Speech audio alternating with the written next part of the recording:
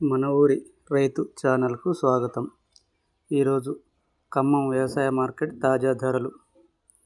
మిర్చి తేజ రకం starting price 19,300, ending price వచ్చేసి 20,000.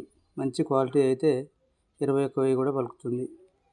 తాలు మిర్చి స్టార్టింగ్ ప్రైస్ వచ్చేసి 8,000, ఎండింగ్ ప్రైస్ వచ్చేసి 10,000. పత్తి స్టార్టింగ్ ప్రైస్ వచ్చేసి 6,100, ఎండింగ్ ప్రైస్ వచ్చేసి 8,000.